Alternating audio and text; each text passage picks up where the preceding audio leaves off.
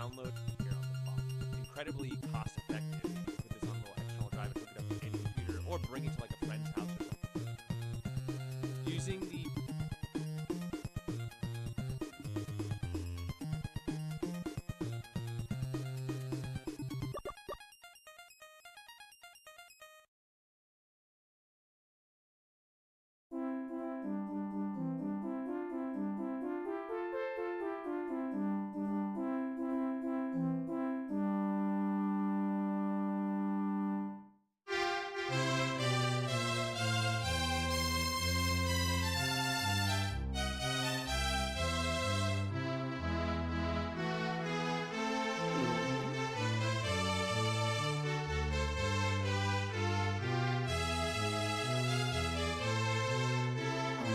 Howdy.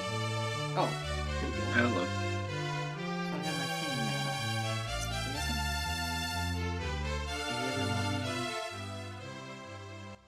thing Exciting news? Exciting news outside of Philly Tech Week. It's not even Philly Tech Week related. So it is an eventful day for Philly Game Mechanics. Yeah. I'm doing good. It has been a busy few weeks. But yeah, a lot of exciting things happening. A lot of exciting things in the works. Been doing a lot of good work on Gossamer projects. Been doing a lot of exciting things for Game Mechanics and Philly Tech Week and all that stuff. So yeah, It's all good. The weather is beautiful until I guess we're getting a crazy storm in the next few days. So I've been like outside all day, just like with my laptop.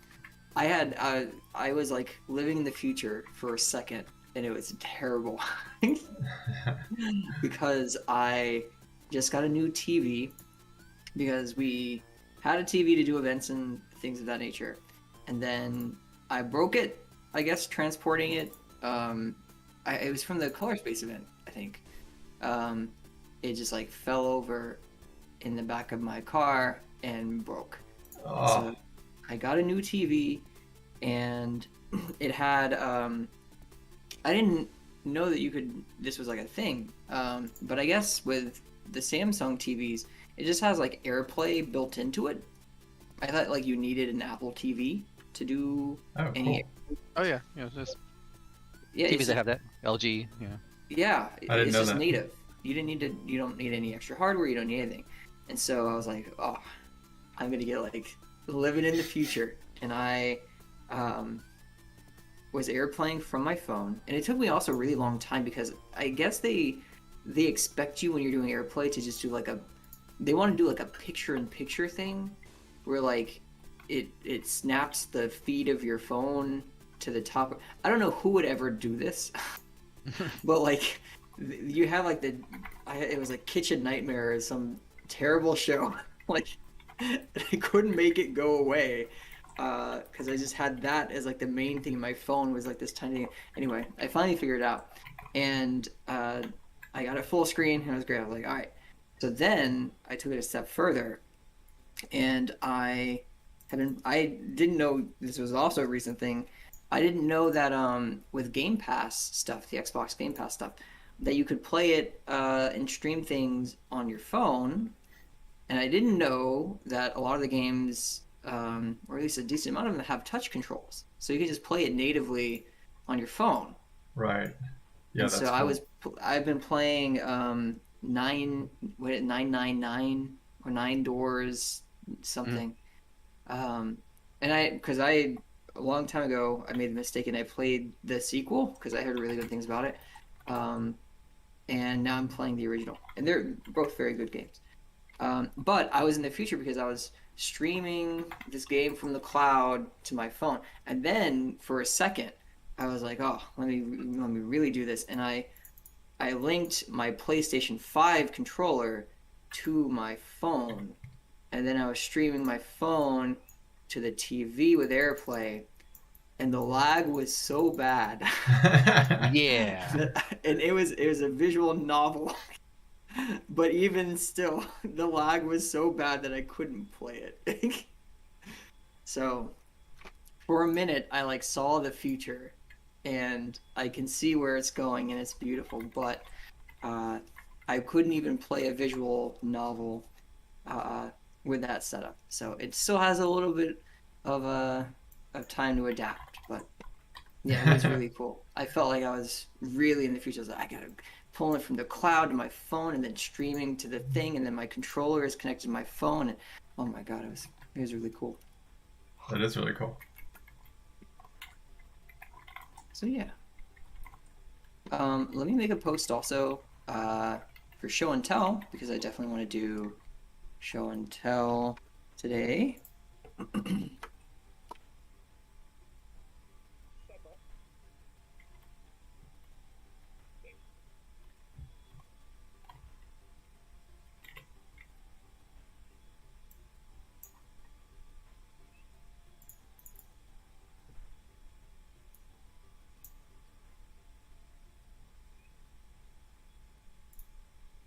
Cool. So if anyone wants to show anything, feel free to just drop it in the chat text there.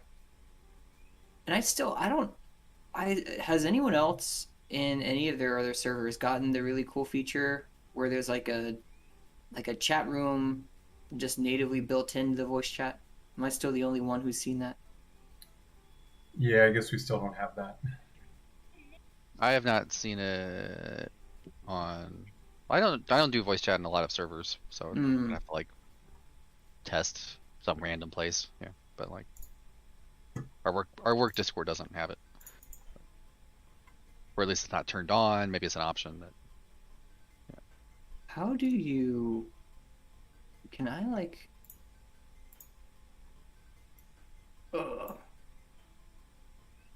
I wanna prove to y'all that it's real. That it exists. It is real. It's real. It's real and it's amazing. I just don't know how to get a screenshot of this like easily. Okay, so because I don't want to use the snipping tool, because the problem is I have to hover over the thing and then get it. I know you can do, what is it, print screen or something, and then that like, what does that do when I do that? If you hit print screen and you have it turned on, it saves it as a screenshot in your on your computer. Oh. Okay, well, I'm gonna just, y'all can see, here, let me do a new one. Because I have all my secret things here.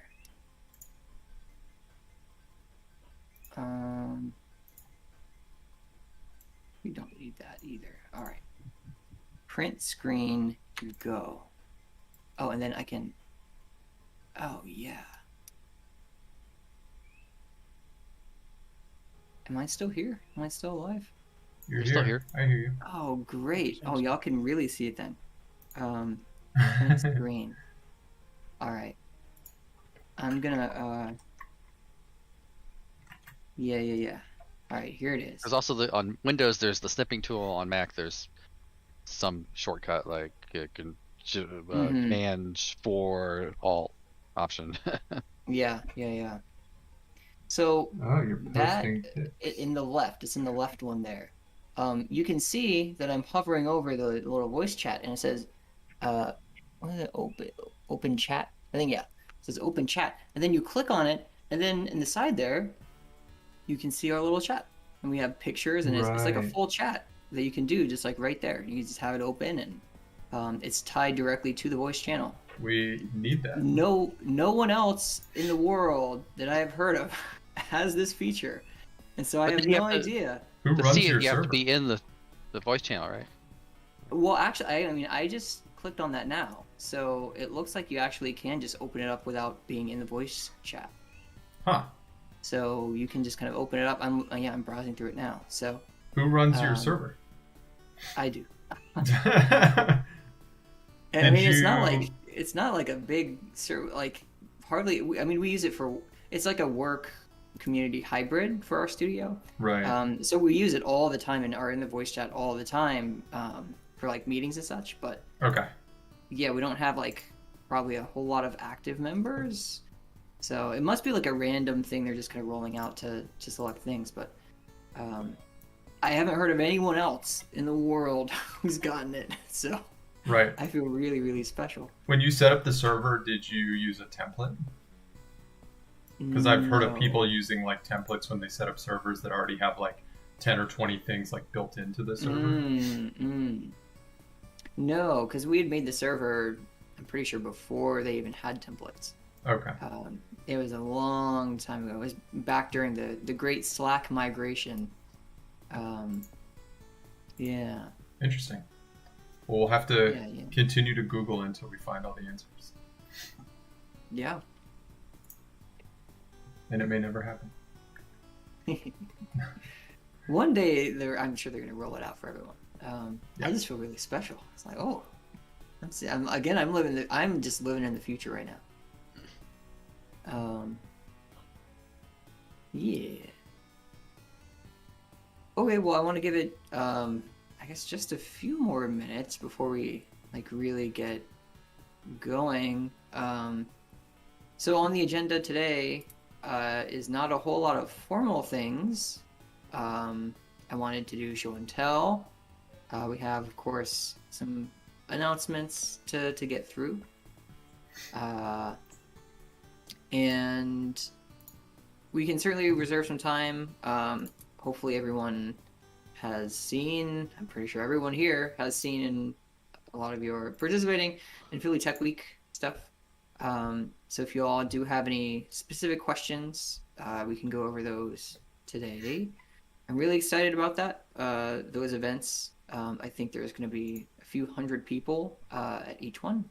And so it's definitely going to be the largest event that I think Philly Game Mechanics has been at in quite a while, number of years at this point. So yeah, it should be really, really fun. So if you all have any questions, I can try and provide any more details. We won't spend too much time because I know not everyone is participating in that, but I do want to reserve just a few minutes in case anyone has any burning questions about that stuff. And then, yeah, I figured today would be kind of like a more casual night. We can do a game night. Of course, I have pulled up the old reliable Jackbox. I think it's Jackbox. Is it 3? Yeah, Party Nice. Pack 3, the classic one, right? And so I do have It's a it retro pulled up. game at this point. When did I don't even know when it came out. It was probably like a long time ago, actually. Don't they do it like annually, or is it? They're up to like, I don't know, 8 or something like that. Yeah, I think so. For what it's worth, I have a premium subscription for Board Game Arena. If anyone wants to play any of the games on there, you'll need an account with them, but they're free accounts. Cool. I also have a premium board game arena account that I never use, but I have it. It's so cheap. Wow. Yeah, exactly. So wait, what does premium let you do? Does it let you? It lets you create tables for fancier games. Yeah, Ooh. like some of the more sought after games, like Seven Wonders and stuff like that. So, Gotcha. so That's anyone cool. can join. You don't have to be premium to join that table, but to create a table, Cool. you have to be premium. Is this what is the name of this? One more time. Hold on, I've got it up. I'll link Yeah, it. if you can link it or whatever. Board Game Arena, you said? Board Game Arena, yeah. Here. Cool. Is it okay? Rift Tracks just. Oh, came it's out with online. a board game. Oh, nice. Cool. Yeah, it'd be great to. Is this kind of like a tabletop simulator type Yeah, thing? well, it's not like all VR-ish like Tabletop Simulator, but you play the board game online. Gotcha. Yeah, so it's in the browser, but it's not like Cool. tabletop simulators in Unity. I think there's another one called Tabletopia that is also made in Unity. But, yeah, those are very move the piece yourself. It's a little bit more programmed. But, yeah. Cool. Yeah, I mean, I very much vote for this then, if this is an option. Cool. All right. Well, then maybe we can play. And from there we can just, I guess, discuss or vote on what games we want to play within there. But that sounds awesome. Okay. But yeah, to be clear, everyone would need to make an account. It's just they're free accounts. Cool. Yeah, I will have to do that kind of offline. Did I want to do... Wait a minute. I want to do a show and tell I don't know what to do. I mean, I know what to do, but I don't know. I forgot already what I was going to do. It's been a long week. It's going to be something with our little trivia game. I'll think of what that is in a minute.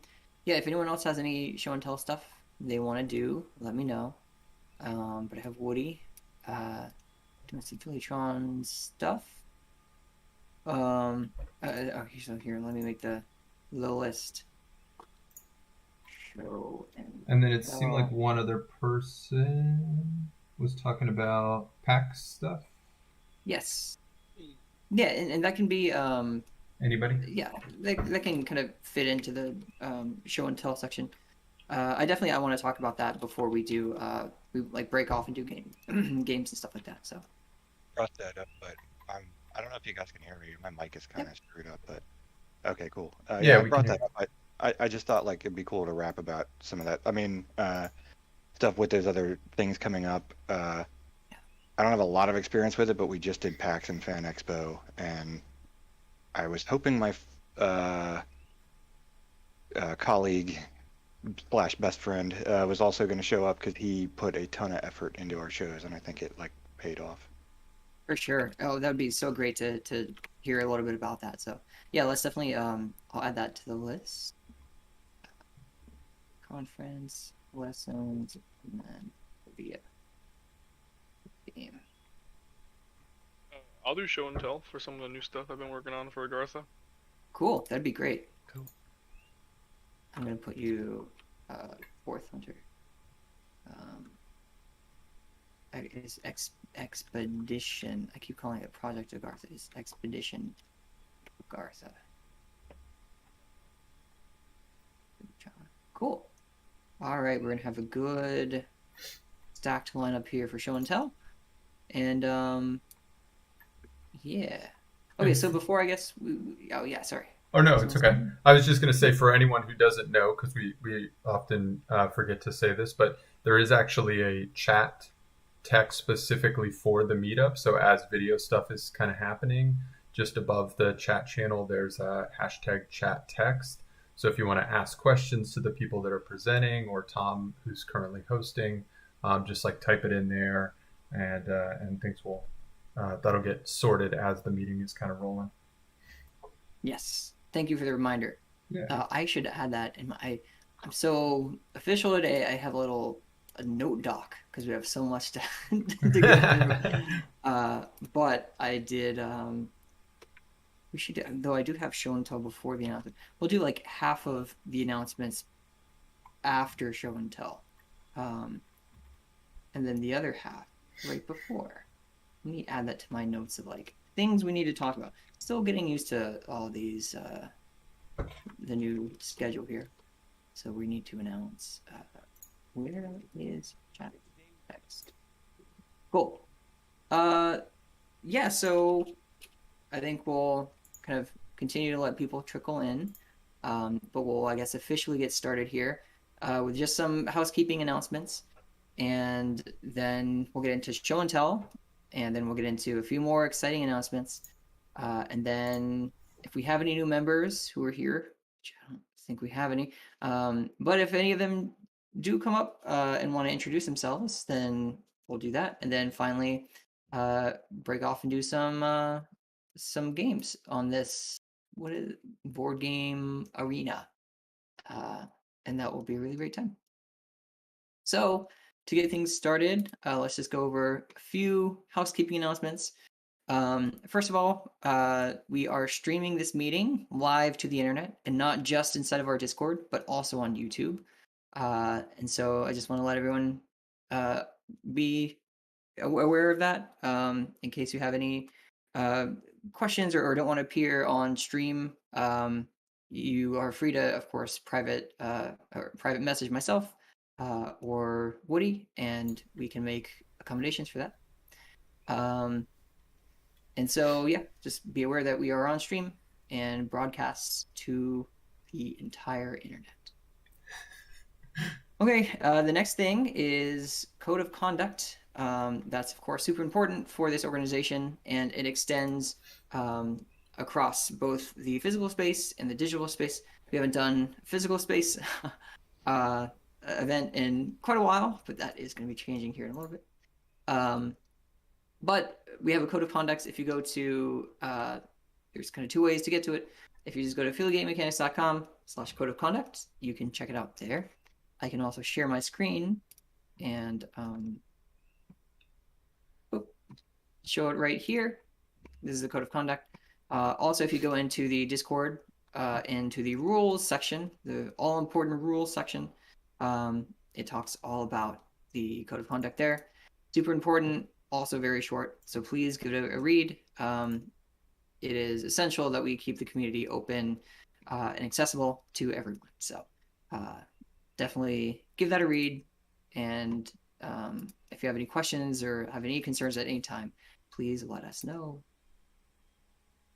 Great. So with that said, and again, we'll have more announcements that we'll go over after show and tell. But I think we'll just get right into show and tell. And we try and keep these pretty short. So for anyone who is doing show and tell, try your best to keep a presentation within like 5 minutes or so. And then we'll have another additional 5 minutes or so for Q&A. So yeah, I think with that said, and then again, I can screen share. So whoever wants to share their screen or get on video, or even if they don't, if you just want to send a link or whatever that is, I can kind of open it up, and if we do a screen share inception, we can make all that stuff work too. So, but yeah, with all of that said, let's go ahead and I think talk about some Phillytron things and some other secret things. Yeah, let's do it. You can hear me, right? Yes. Awesome. Yep. So I'm going to start off with Phillytron. For those of you who don't know, the Philadelphia game development community has a child, and its name is Phillytron, and it is a stand-up, formerly coin-operated arcade cabinet. It is now free-to-play, and it hosts, I think, somewhere between 10 and 15 games that were all made by folks in our community, including Jason, who's currently in the chat. Alex has worked on some of the stuff in there. So that arcade cabinet has traveled around. It's been to different shows, and yeah, it's been at a ton of public events, and it's a really cool way to show folks games that are made in our community. So it's a 4-player arcade cabinet. But we're going to be doing some stuff over the next couple months to sort of upgrade the arcade cabinet. And so let me share. We're going to actually be upgrading it to use a bit of software called CoinOps, which is a arcade sort of emulation software. And to do this, so this is sort of a demo of what CoinOps looks like when people are using it as like an emulation front end for arcade games and like retro games. So what we're doing is we're going to upgrade it so that this style of front end will actually exist on the Phillytron to showcase games. And the reason I'm letting everyone know is myself and Steph, who is another organizer with PGM, we're going to be putting this together, taking all the games that are currently on there and accepting new games onto the platform as well. If folks want to port their game over, it's super, super easy to do. But basically, we would love anybody's help who wants to pitch in. And basically what we're looking for is we're looking for folks to record 30-second HD videos that are like the ones you're seeing on screen. If the game itself runs in like a 4:3 aspect ratio, we would put like some cool pictures we find to make bezels, kind of like you see those things that are on either side of the screen. And we're also looking for folks who are really confident in creating cool little text to create those images you see at the top that make up each one of the game titles. And so the videos are relatively simple to create if you have, experience, in like OBS or something like that. And if you feel fairly confident in like Photoshop or GIMP and you want to help out making some cool little things for the community made games for the titles, I think this will be a really cool, punchy way to upgrade the Phillytron. Currently, the Phillytron struggles a little bit with when people walk up to it, there's just a static image of the game and the name of the game. And so having, this 30-second video loop showing people what the game is that they're about to play, I think will just totally transform the experience of people who are just like, what is this thing? What am I walking up to? So, does anybody have any questions about that? Let me also look at the chat if anybody said anything. Do the videos need audio? So I have this muted, but each one of the videos plays the audio in the background. So it's pre-built into this CoinOps software is a really nice feature. When you scroll past a video, it fades the audio down and then fades the audio up of the video you're scrolling to, or the game you're scrolling to. You would basically just be recording it straight out of the game. So if the game has audio, and then if the game doesn't have music, we might just, put some music in there, just some kind of like royalty-free stuff. So every game has some music, but I think every game. I'm sure you have a bunch of. You definitely have stuff that I. Yeah, that's true. We have a bunch of your music that's already on the Phillytron. So I didn't want to assume, Alex, that I was just going to steal your music. You're welcome. But your music and Michael's music and anybody else in the community. Mark, I'm sure if you're interested in putting any of your stuff over any of the games, any other questions about? Oh, Eric is typing, everyone.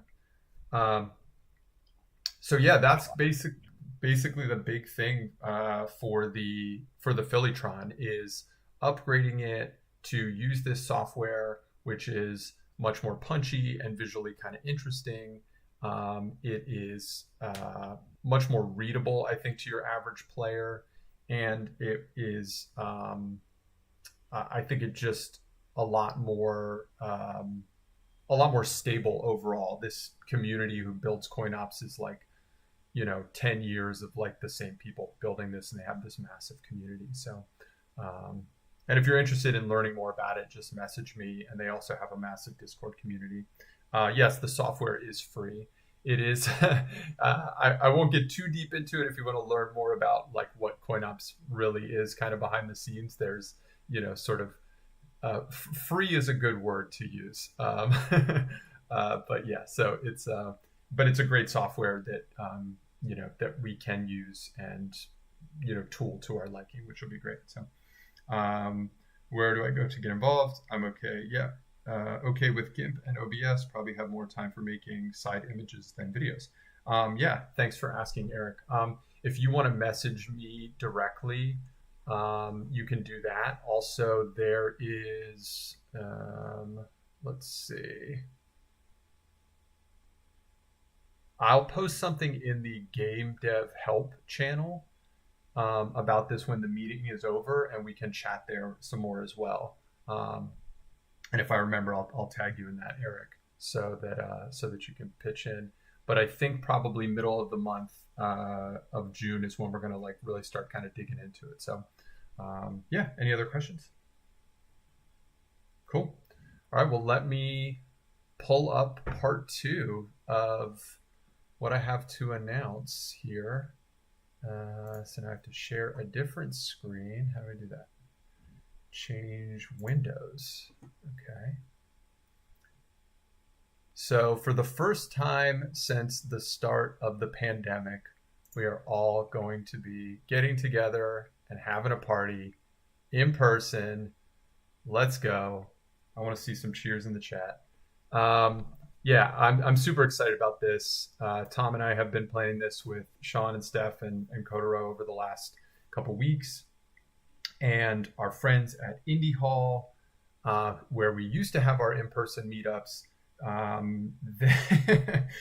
they very nice, Tom. they have moved out of their old space in Old City, and they have moved into a new space in one train stop up at Spring Garden in Northern Liberties. They are inside of a much larger space with a company called From the Future. And From the Future is actually a company that originally started at Indy Hall and now has grown to just be its own huge, massive company. And so Alex and Adam and the folks at Indy Hall asked us, invited us, said, hey, if you guys want to have a party, a big get together, kind of like a one-off thing, nobody's seen each other since the pandemic, you're welcome to do it here.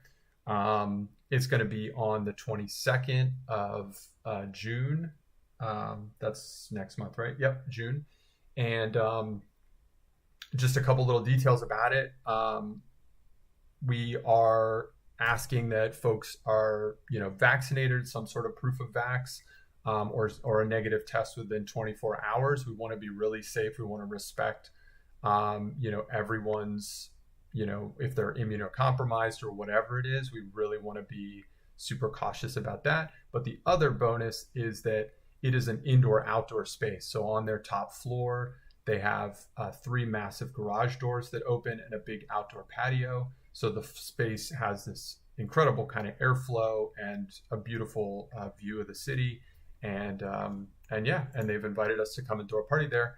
And we're going to provide some food and some soft drinks. And then, the only thing we're going to just ask folks if they want to bring, any sort of like beer or wine or things like that.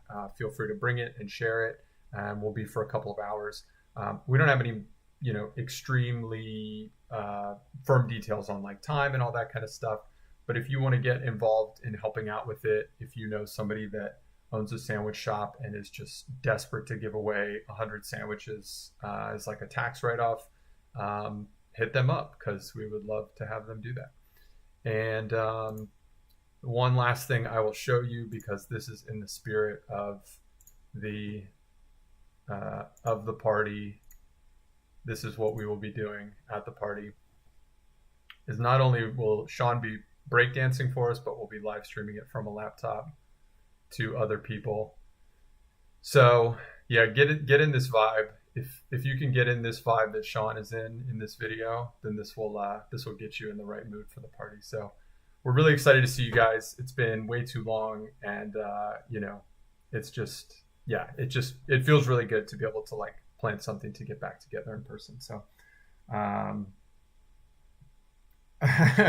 Eric is on his way to make friends with sandwich people. That's awesome.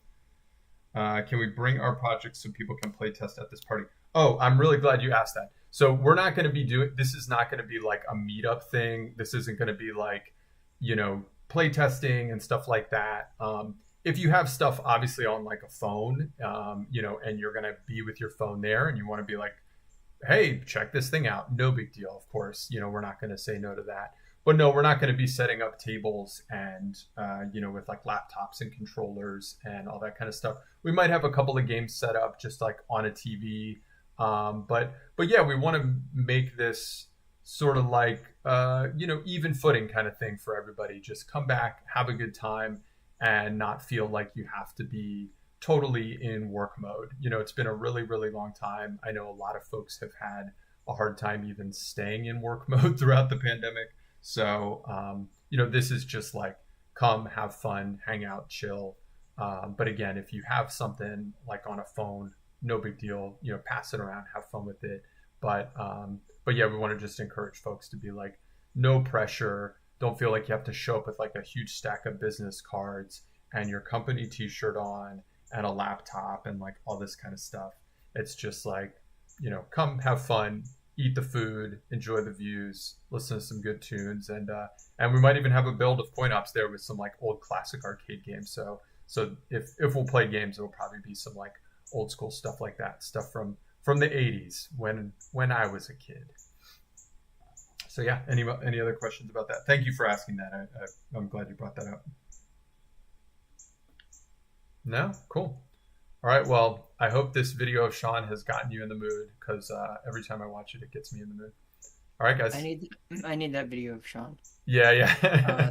I'm gonna make, I don't know, I'm gonna make some kind of graphic at some point, and we should probably like tweet it and stuff like that. I'm really bad at social media, so Yeah, yeah. if anyone wants to help me with the promotion of this, but certainly we'll kind of post this all over in Discord. I'll create an event in the Discord just so everyone is aware of it. But yeah, we'll be posting more about it, especially if we get more details for time and things of that nature. But Yeah. yeah, I'm really excited to.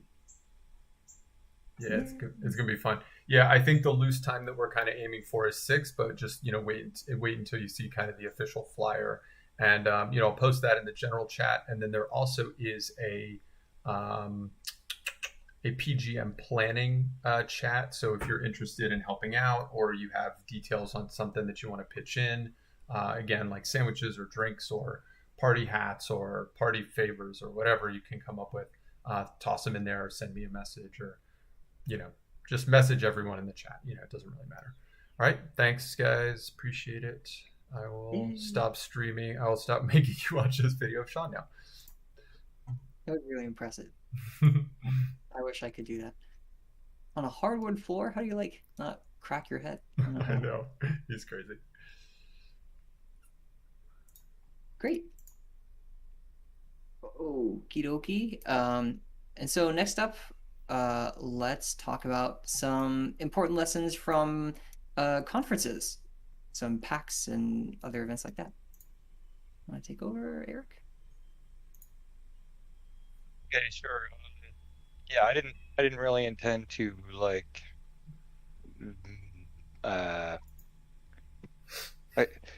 all right, I'll show some pictures, but yeah, that'd be perfect. Yeah, and nothing like formal or official or anything. Yeah, I think just any high level takeaways would certainly be really, especially as we are gonna have some events coming up here. It would be really great if there were just any high level lessons you took away from, especially showcasing at something like PAX. I know our company learned quite a bit doing that as well. So.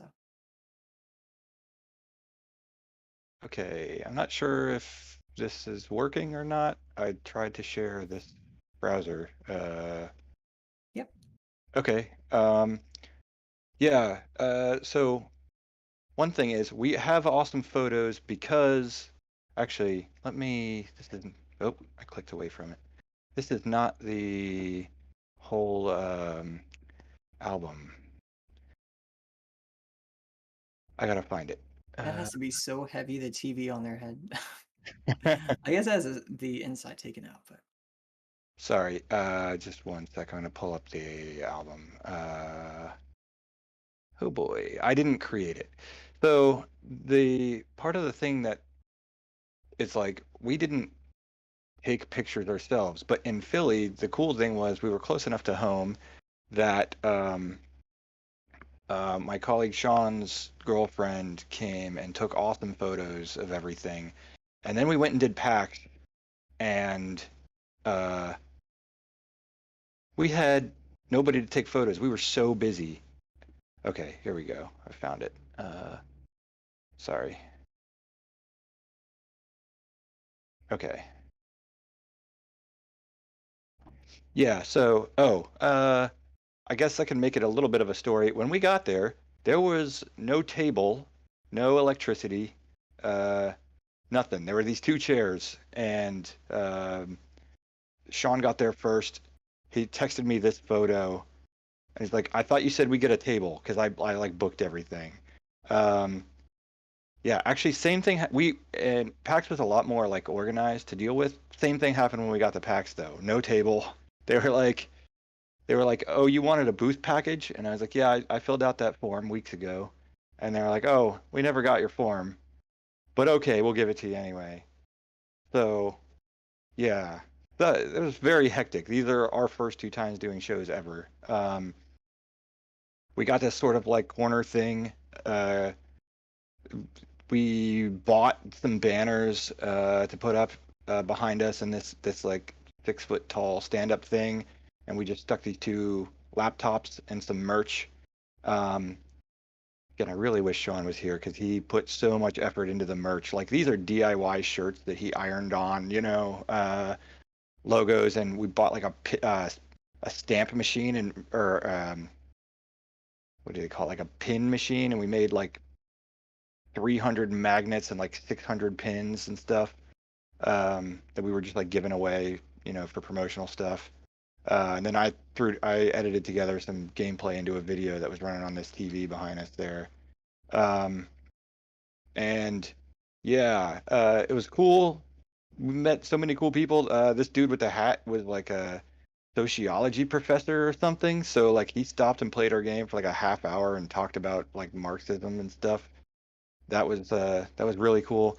And then yeah, people with cool outfits also, like a dinosaur. But basically, like big takeaway here for us was like, there's like no way.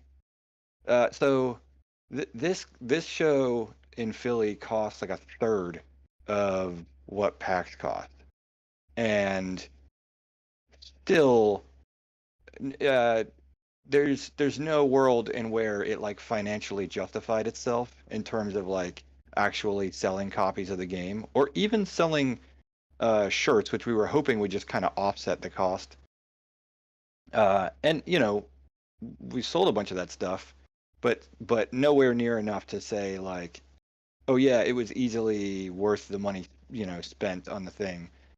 Now it may have been worth it in like the contacts, like the morale boost of like seeing people enjoying our game and like some like press interaction that may have come with it is probably like the real best thing to get out of it. Maybe, I don't know. I go through some of these. I also like, I didn't intend this to just like be me talk, like I was going to show our experience a little bit, but also we're very inexperienced at this, and I know there's people around who have done this like more than we have. Yeah, here's some of our pins and keychains and junk that we made, and everything in our booth was very DIY. So like, yeah. Well, I mean, except for like we went to FedEx Kinko's for these banners. We didn't like make those, but all of our like pins and shirts and my wife came and saw the booth and was like, why do you not have anything anywhere on your table that says the price of the game? And we were like, oh crap. So we wrote up this little like cardboard thing there. Cause yeah, we were only charging $8 for the game, and people didn't like assume it was a game. Like whenever they heard that, they were like, "Oh." So it was like we were like missing having a selling point or something. Yeah. So anyway, I just want to talk about that a little bit and just say like we tried to have this is like QR codes for our Steam and Discord website. We were like.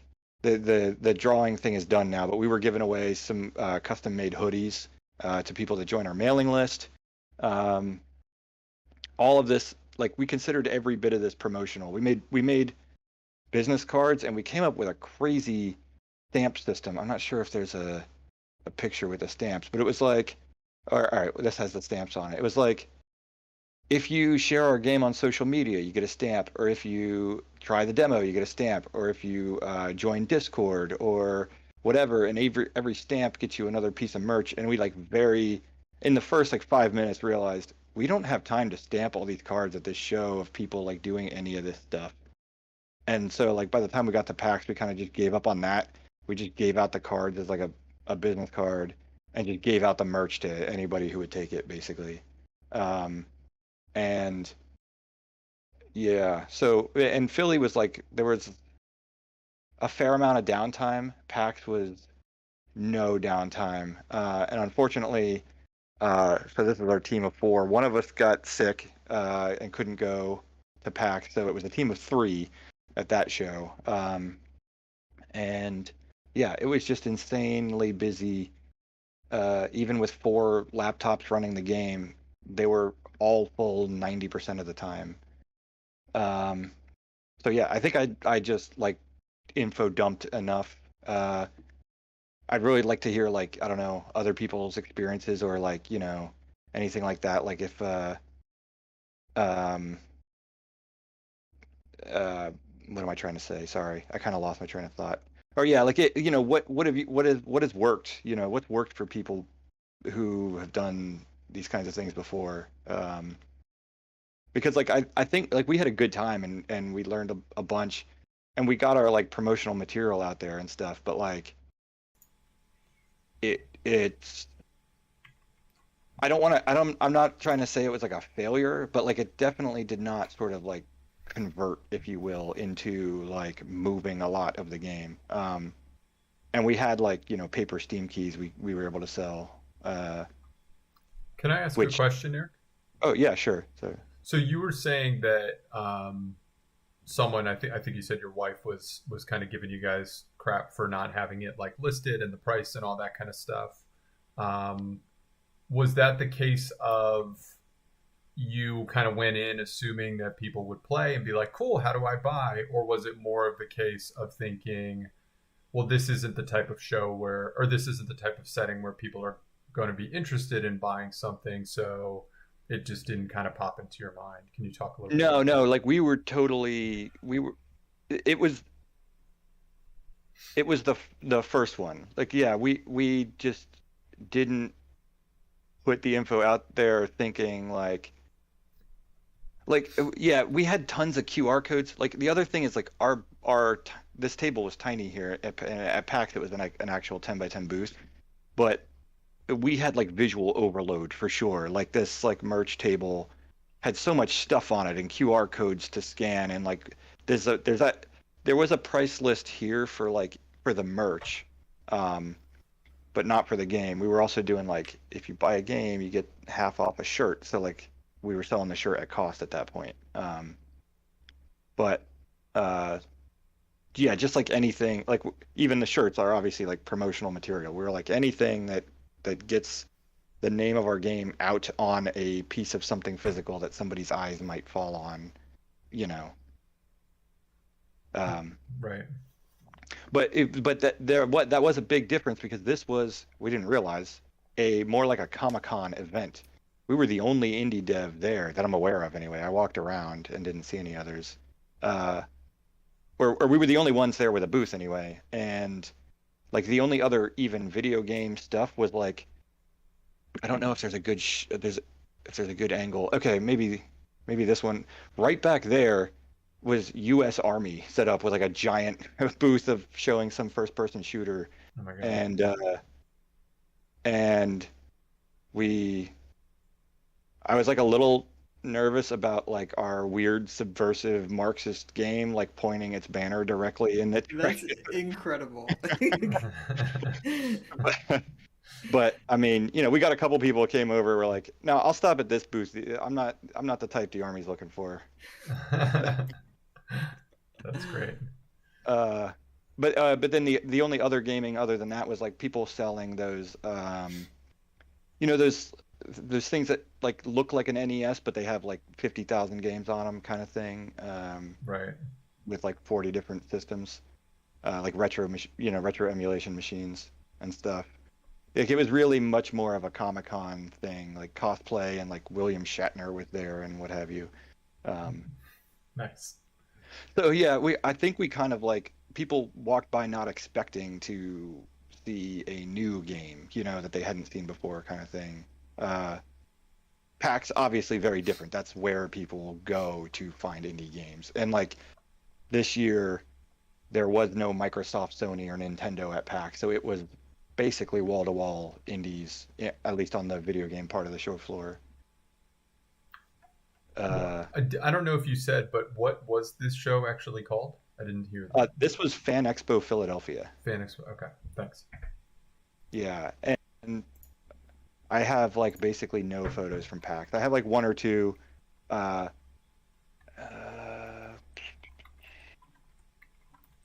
I don't have quick access to them, so yeah, unfortunately, we were just too swamped.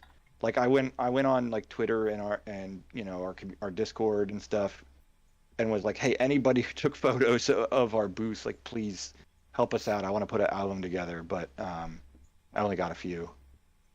How much did you see how much this booth costed?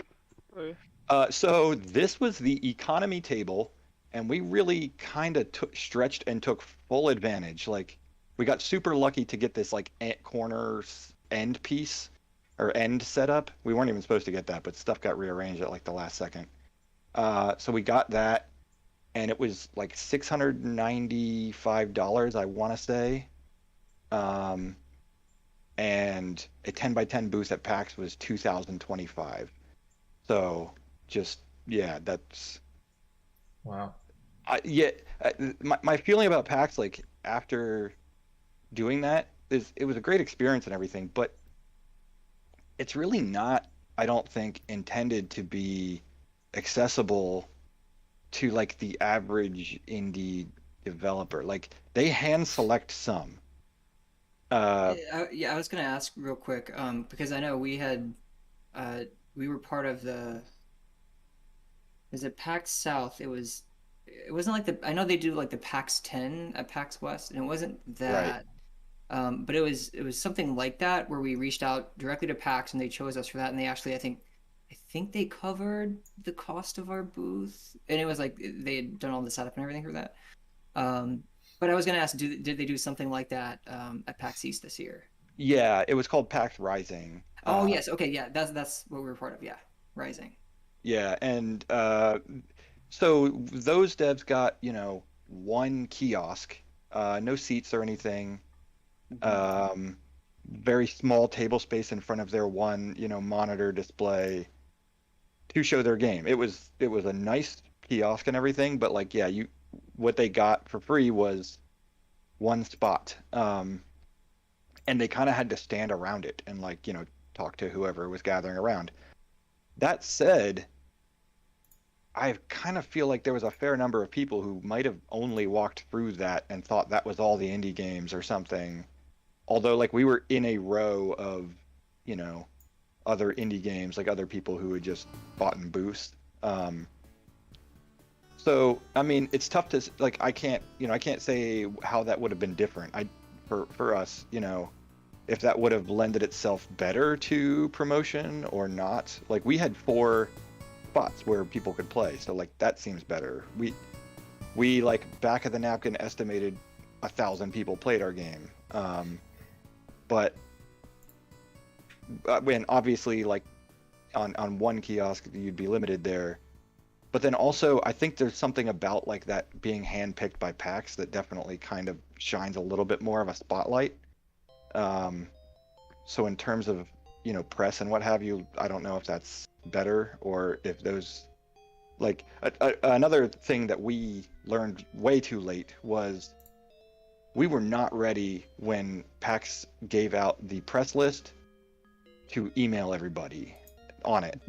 And so we didn't do that until like very late. We sent out an email like a week before the show, and we got 0 responses about like actually scheduling something to talk to us. To be fair, we've done that in the past where we reached out like a month in advance. We also didn't get anyone. Okay, yeah. So I that's the thing. I didn't know. I'm like, did we sleep on this? Like, is it just tough or And that said, like some people. They come to the indie booths. I'll be honest. Like, I don't think. Are you talking about like that whole journal list sheet that they give out to exhibitors? Yeah, no, those guys come in the morning, go to the AAA booth, and then that's it, I think. Yeah, well, I mean, this year there was no AAA booth, but I mean, the closest thing to AAA I would say was Larian was there with a physical castle for Baldur's Gate 3. And I was super surprised, like Dead Cells was there also with a castle. Smaller than Larian's, but about still about half the size. And How is Dead Cells at every PAX with a castle? I've seen them like 3 times, 4 times. Like, why? Like, is that just? It's like a business expense. It's like tax evasion. Yeah, I'm like, I mean, but to be fair, that castle was full like almost the whole time. I every time I walked by anyway, and was like, what's up with Dead Cells? Is there a new update? Why are they here? Or whatever. It was just full of people buying stuff and playing Dead Cells on a few displays.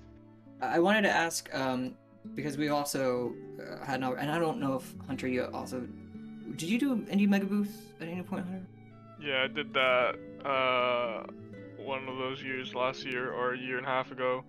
That they didn't have that, right? That's like not a thing anymore. The PAX. Yeah, I think the. Oh, I was just gonna say I looked into it a bit, and I think the company or organization, Indie Mega Booth, is kind of shut down. Yeah. When I went there was an Indie Mega Booth party, and at the party they announced that they were closing down. Oh my god, that's a terrible party.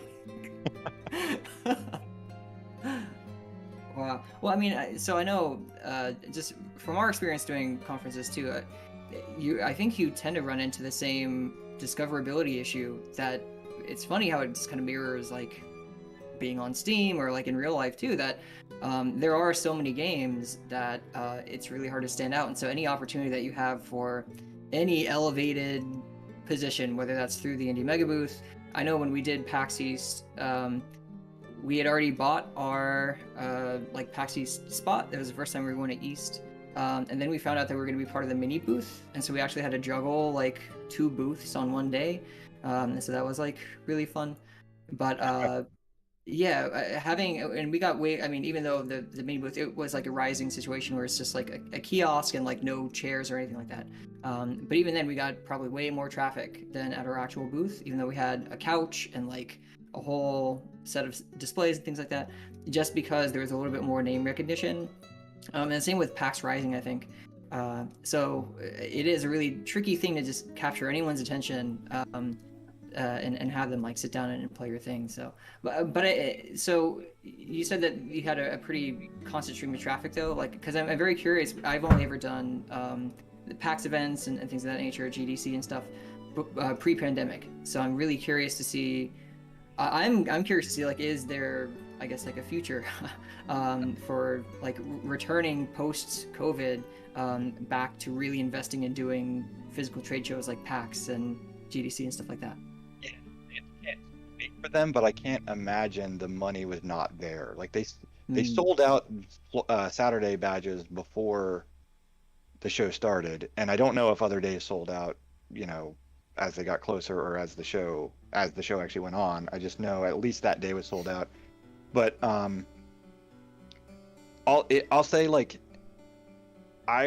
we were saturated. So for the most part, meaning we had our 4 displays. Sometimes we had not a line, but a crowd, and sometimes people waiting, for their turn to play, and it stayed that way, and there was like constantly people walking by. So, like, from our perspective, we couldn't really have handled more people. Like, if there were more people, that's just more people that would have walked by us, But I did hear stuff about it only being like 75 or 80% as populated as previous in-person PAXs. It was my first one, so I can't compare personally. But yeah, I think like the funny thing about the discoverability is, like, we had like huge, like, enormously positive reception and people playing the game and liking it and giving us, like, great feedback and stuff. And we're gonna do like some podcasts and stuff like that afterwards. So it's not like we didn't like make any kind of press connection. It's just there was, I think, less of that part of it. And despite us like just being incredibly busy, like, it was like constant work. And I guess, like, that's the thing, is like, even if no press went to the show and you were just showing it to people, there's almost no way that I could say that it would be worth it to do it again, because out of 1,000 people, a couple of them buy your thing. And we got like a lot of wish lists on the one day, but I think that was because Steam had like a PAX East sale page, and we were on that. Oh, interesting. Yeah, I mean, a lot for us though is like 150. There was like 150 wish lists like the Thursday that PAX started, and then it was like half that the next day, and then it kind of tailed off. Whereas like and like our game now in total is only at like 650 wish lists, which like you know, I hang out also in like the how to market a game Discord, and where everybody's like, you know, I can't launch my game, it's only got 30,000 wish lists and stuff. So you know, like, that's a different I might be very jaded, but I'm almost 100% sure a lot of these convention booths, like a lot of developers don't make that money back. I think it's like a tax write-off. One, you know, like yeah. I don't even if you get like a really big booth, you're paying like $50,000, and there's no way you make $50,000 sales just by being at PAX. Yeah. So agreed. I feel like a big portion of these events is for companies who are making a lot of money to pay less taxes by doing business here. And I was kind of surprised too to see how many games were there, but like not in a state you could play, or sorry, not in a state you could like purchase. Well, I mean, I guess like it makes sense there if you're like trying to build up hype like during development or whatever.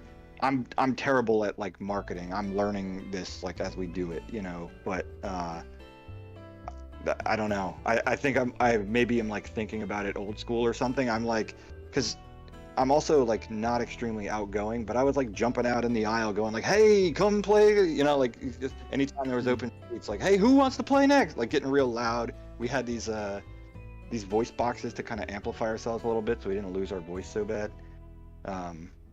So yeah, I was like, I don't know. My like old school, I like thought of it was like, we're gonna get people in and sell, and you know, it's not that nobody bought it, and it's not that I'm even like was expecting some huge conversion rate of people who try it to who actually buy it, but what did happen was this like, yeah, that side of it alone would never justify the cost for sure. Right. What would be like one thing you would do different if you like went back in time to like a week before this event and you did it again? What would be the one thing you would do different? I don't know if I could do anything different a week before. Like that was the other thing is. All right, let's say like a month before then. Yeah. I don't even know if I have an answer.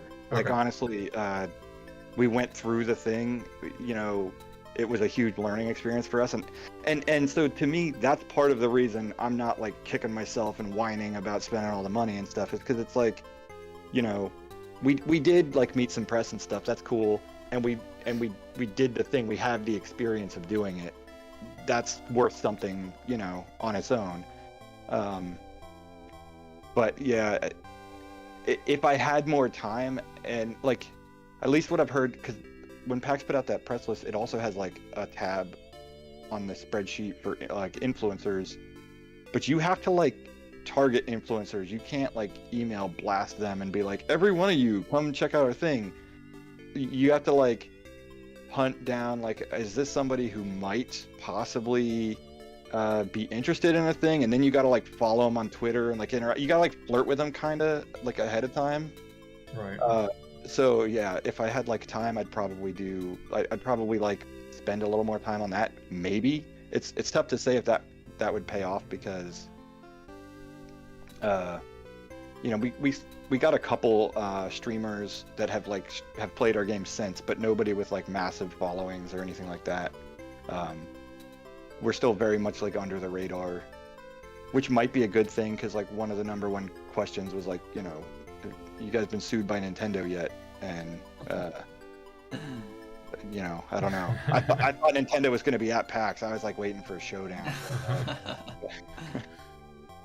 I was going to ask, so because my company has gone to, we probably, I think at some point I did some kind of talk about it. I feel like we spent somewhere between 20 and 30K in marketing costs going to a bunch of different events, PAXs and GDCs and all kinds of things. And we all, and this was pre-pandemic and everything, but I think came to the same conclusion that there's probably just not a whole lot of conversion there, and our game wasn't out yet, so we weren't like directly selling it, but we were hoping that we'd get a lot of press and that we would also like boost our wish list and stuff like that. And that didn't really happen because the journalists who tended to go would just focus on the AAA stuff, and we did see boosts when Steam featured us at GDC and the Indie Mega Booth and stuff like that. When they would put like the Indie Mega Booth at PAX East, and they'd put like all the games on the front page of Steam, or like a link to like that, and then we saw like a huge boost there. But I think that was like the only like real like not monetary but statistical like factual thing that we could point to as being a benefit. So then our next game, instead of using any of that money that we had spent doing all these physical events, I took a few thousand and just dumped it into online advertising. And specifically, you'd mentioned influencers and streamers. There's actually a service, which I didn't know this was a thing, and it was very revealing, where you can just straight up pay streamers to play your game.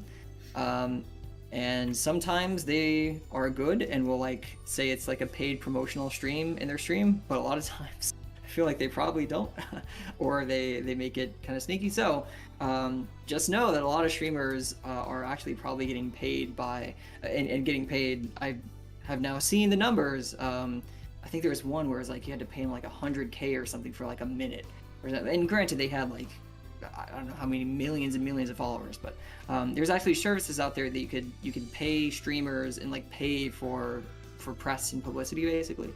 And so we took all of the marketing money that we would have spent doing events and dumped it into that.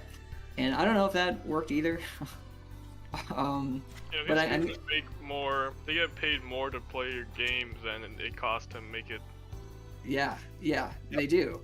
And so I guess one question that I would have is kind of maybe like a wrap-up kind of thing, because I do want to move on to other things, but if you were faced with like or just for this project or future projects, do you think you would invest the money? Because it is, we know, like a ton of time also, like a ton of time preparing, and a ton of time preparing the booth and trying to worry about logistics and shipping and transportation and all that stuff. Would you want to do all that stuff again, or would you try and invest that same amount of time and effort and money and everything into like maybe like a more digital like marketing solution, or like how would you approach marketing going forward?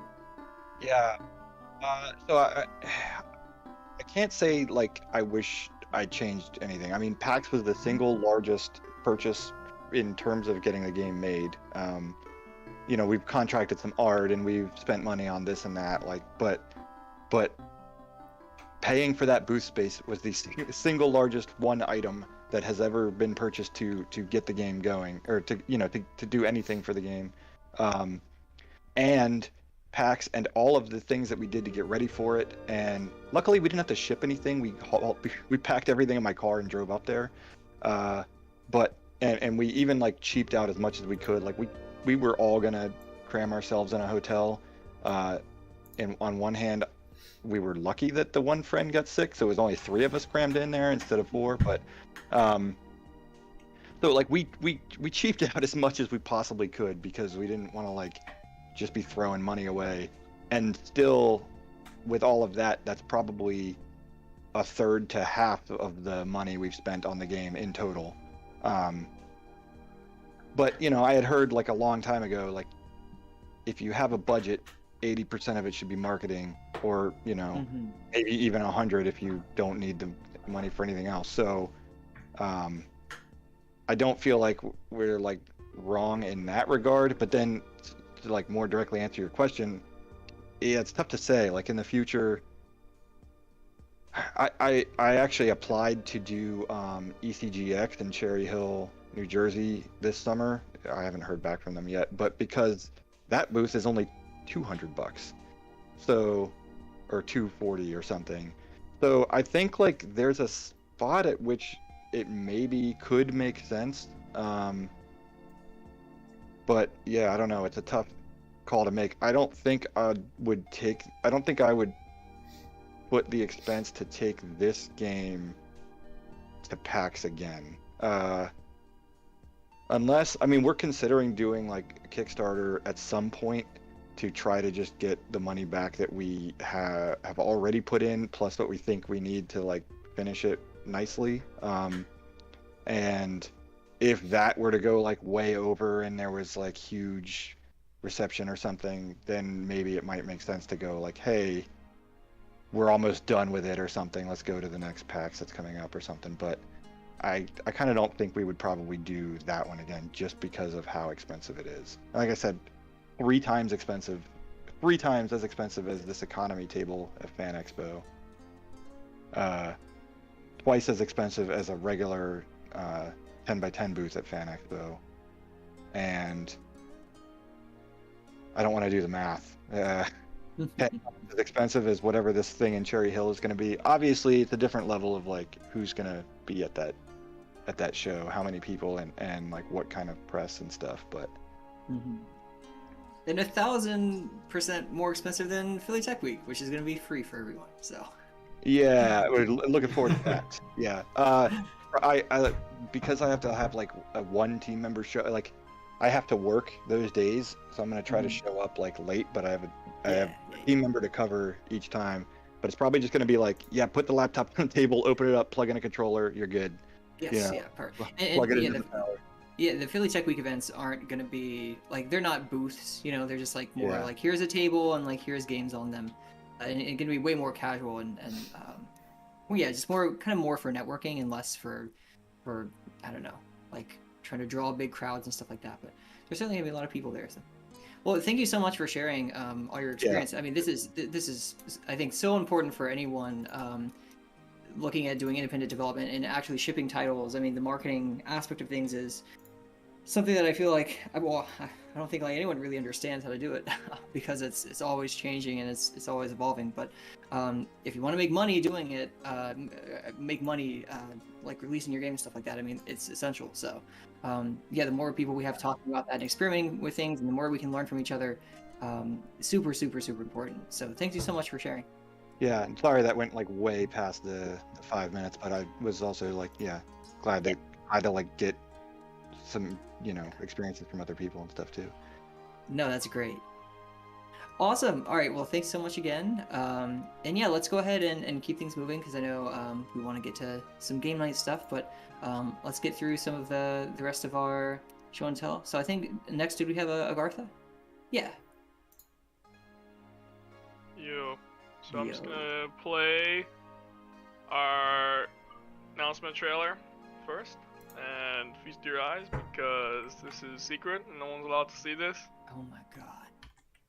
And I think my publisher is going to do a marketing thing with this next month or at the end of this month. I don't know. And you're okay with this being on the stream? Oh yeah. I mean, how many people are even watching? Currently 0, so you're good. Let's go. Let me know if the sound's not working.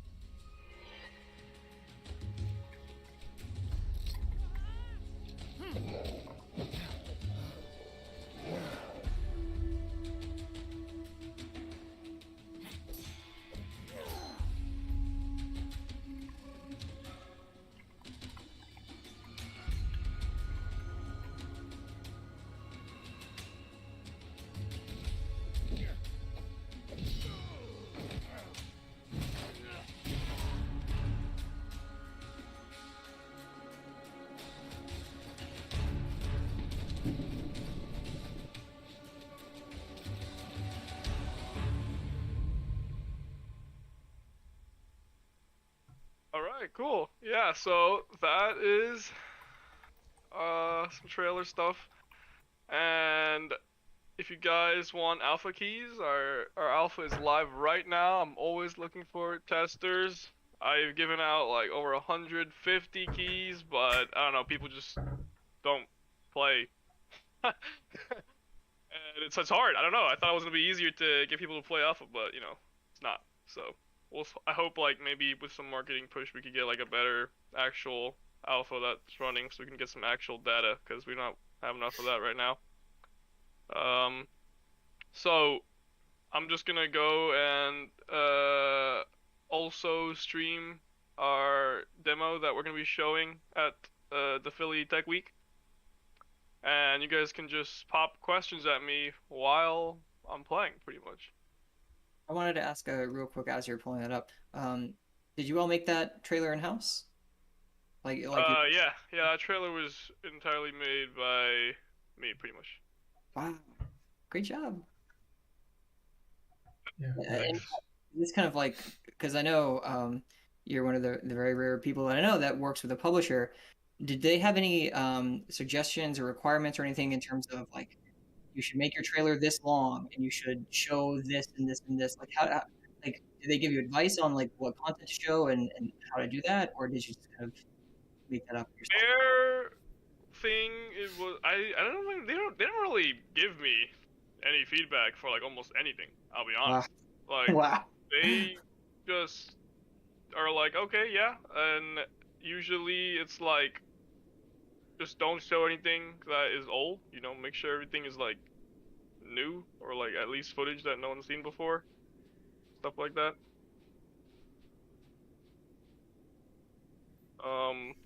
But yeah, so for that particular trailer, they were just like, hey, can you like make a trailer? We were like, yeah, okay, and then that was it.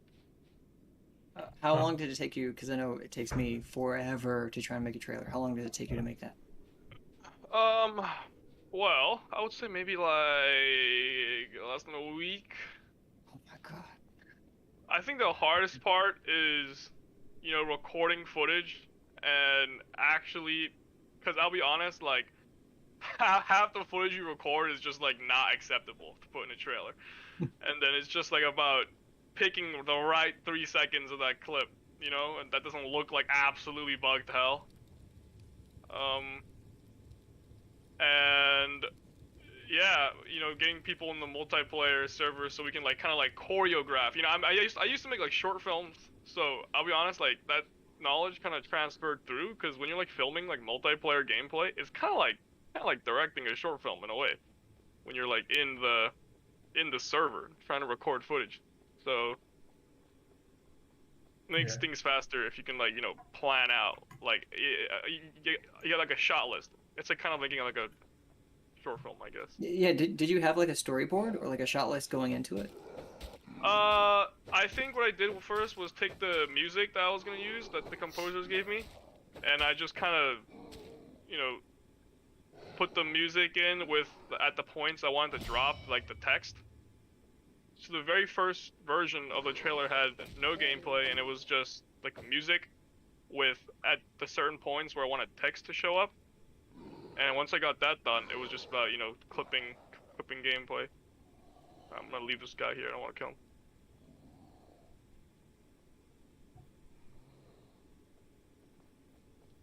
I don't know if anyone has any other questions, but I haven't played your game. I haven't seen this. What is this a different map? Is it like a tutorial?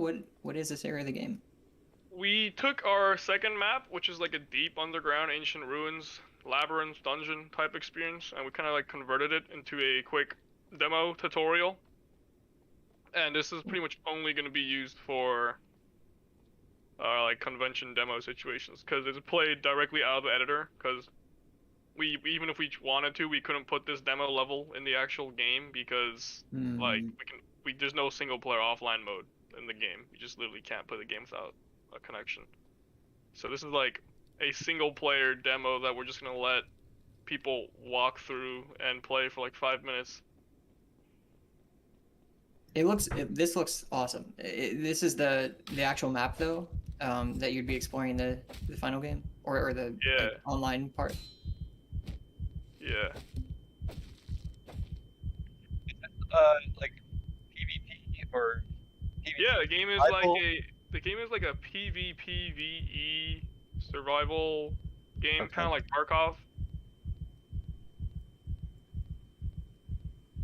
Yeah, I was gonna say whatever the language you used in the trailer, about the extraction and stuff. I instantly was thinking that it sounded like Tarkov. So, however you worded that, it sent Tarkov vibes. So that was good. Right, yeah. I've heard a It's lot a about good- Tarkov, but spent far too little time actually playing games these days. So yeah, this is like a hardcore, you lose everything if you die experience. okay. Up ahead, we have a new... are sounds working in the game, by the way? You guys hearing this stuff?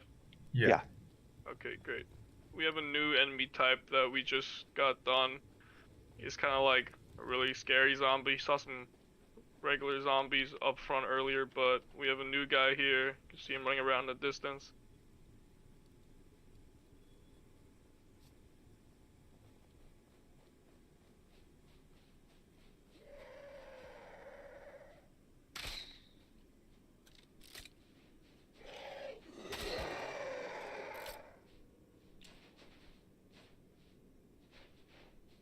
So yeah, these guys are like super agile and will really destroy you if you're not careful. Is he gonna hit me? He's guess dancing, not. dude. Not this time. Be dangerous! Please! Alright, well, He's got a cute smile though. Look at him. yeah, I don't know what's going on right now. Usually this guy's supposed to like kill you in 2 hits, but he's not even attacking me. Maybe he's bugged out.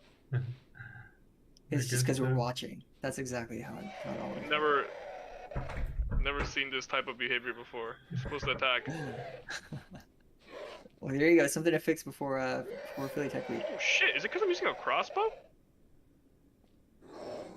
Oh, that might be it. Apparently if you use a crossbow, they just don't want to attack you. That's Oh, kind of cool though. I don't know how you could use that, but Interesting.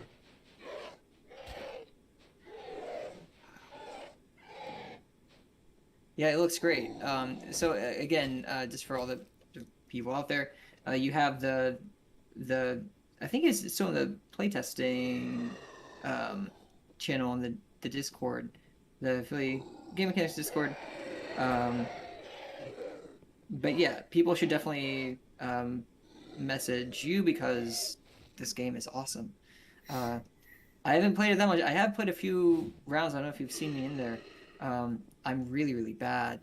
I don't even see anyone else because I die by the AI. Yeah, no, this game is really, really hard. I mean, I'm constantly trying to make the game harder because I think it's too easy. But then, like, we watch people play and see how much of a hard time they're having, and we're just like, it's like very eye-opening. Y'all are very good at video games. And I mean, you get better at your own game as off you the edge? develop it, because you have to play it all the time. This guy, you cannot kick him off the edge. I don't think you can kick people off the edge at all in this game, unfortunately. You can't. Oh, okay. We actually have invisible walls set up around a lot of areas, so you just literally can't fall off. We decided to take away player agency because there was just, I don't know, it's like, it caused more problems or not. Then it caused, like, being able to kill yourself also made it so that bots who are too stupid to understand that you shouldn't jump off, they'll like dodge and like kill themselves, and then I was like, you know what, like, who's gonna be trying to jump off this cliff and die? You're gonna lose everything. So we just walled it off. For a very bad player like myself, I appreciate that very much. Thank you for adding that in there. There are specific parkour zones where you can fall off and die, so those are like pretty explicit though. So That's one of the discard alpha key. Well, there you go. Very cool. Does anyone have any other questions before we move on?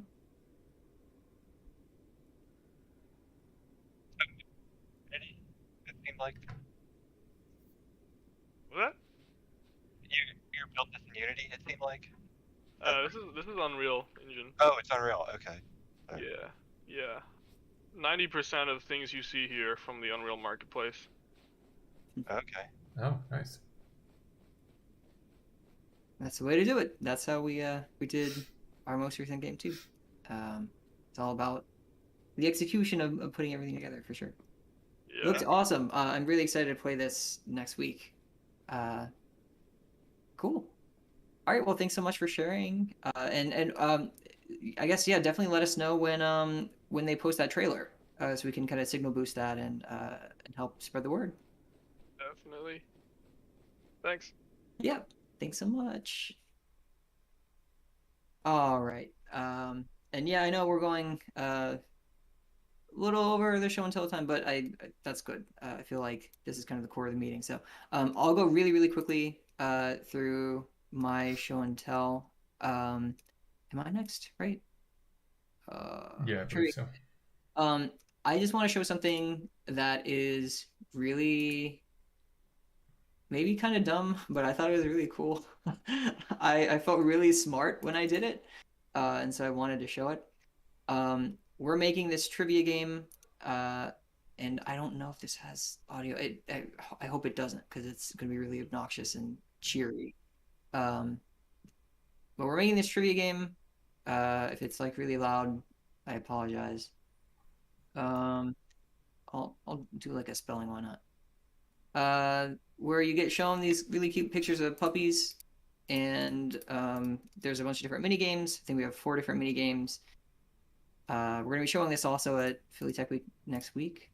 It's the Pomeranian little yippy thing, what I like to call them. And what I want to show here is at the end of the level.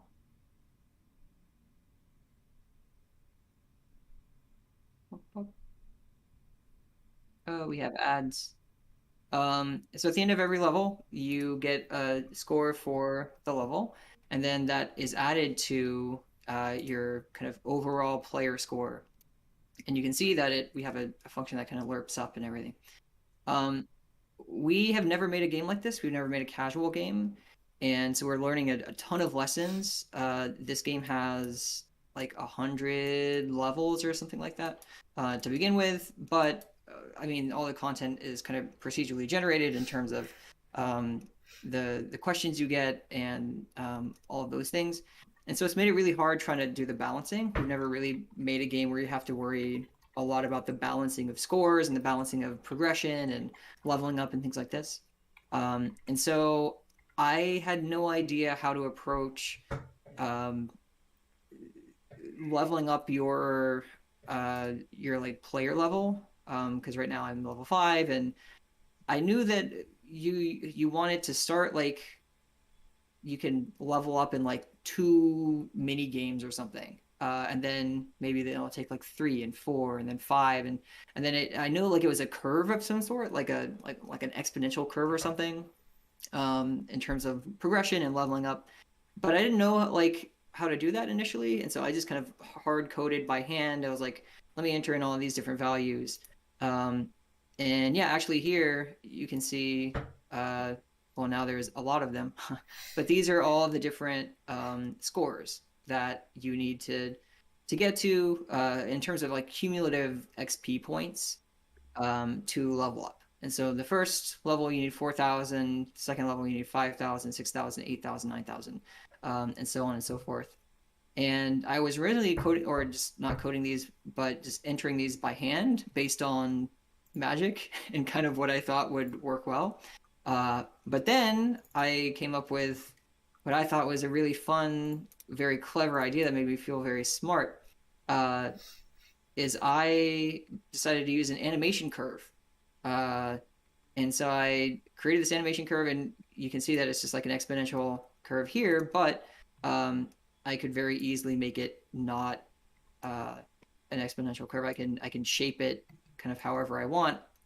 And you can see that it starts at 0, and I have it going to 50, which would mean that we have 50 levels in the game.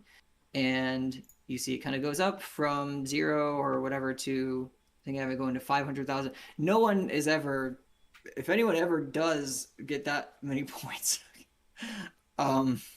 that's kind of sad. And they shouldn't play our game that much. But now I now have the ability of going in and using this animation curve to automatically generate all the different scores that you need. And so I could go in and say, instead of kind of this exponential type curve, I wish I could like resize this a little bit better. I mean, yeah, you could, oh, well, and I guess that's gonna, if I made this, and again, the great thing about these types of curve, oh, can I not? Hello. Oh, can you not, can you usually drag those? I see the things that says, oh, okay, there it is. So like, here's my 50, right? And then if I wanted it to go to, I don't know, what are those numbers on the side? Can you even see those? Oh, okay, they're very large. So yeah, so if we wanted to go to like 500,000, you could imagine that, and I don't know why you would ever want to do this, like this type of, I could add basically keyframes to every level. So I could say, all right, level 1, which of course starts at 0 because indexing, would start here, which you wouldn't want to start at 0 points. You would want it to start at like, I don't know, like, again, 4,000 or something. But then I could go and do specific things. So I'm like, okay, I want level 20 specifically to be X number of points. I could just go to level 20 here in my thing, add a key, and then change where that is, and say, well, okay, I want you to get 10,000 points at level 20. And then I can use this animation curve to do that. And then as I go into my game, it will automatically generate the milestones according to the curve here. And so I thought it was cool because I never thought of using an actual curve as a difficulty curve, but it worked out really, really well because it kind of automated. And then like, here's our level 20. We have the, I guess I entered 1,000, whatever. But it really kind of simplified the workflow and just made it way more visual, which is something that I really appreciate when trying to deal with these really abstract concepts of like, how do you level up, and just imagining what numbers are going to be fun and having no idea like how to actually do that. Using a curve, I think is a really interesting way of doing it. So yeah, does anyone have any questions about any of that? Yeah. Yeah. Do the Unity animation curves support just like give me the value at any arbitrary position? Yes. So yeah. Because what I ended up doing actually was I didn't even in my code say, oh, I want 50 levels. I was able to just say, hey, go to the last keyframe, and I could put this at actually like 100, and then it would generate. It's using seconds, so I think it's like seconds and then value. And so I, in my code, have the seconds mapped to like every level that the player is going to progress to. And so I just say, hey, every 1 second, get that value.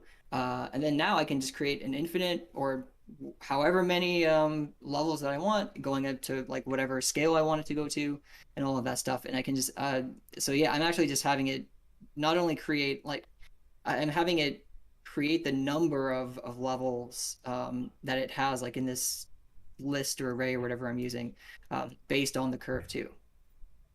Right. Okay, that's cool. Yeah. Any other questions?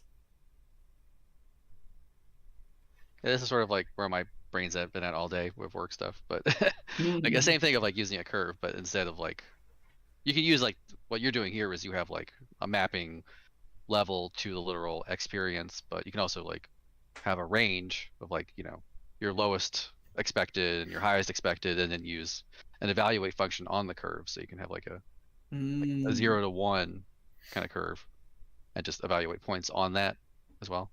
Yeah, that's another approach. They're both, you know, just different ways of doing it. But then you need like a function to take in the level you want and then evaluate from there.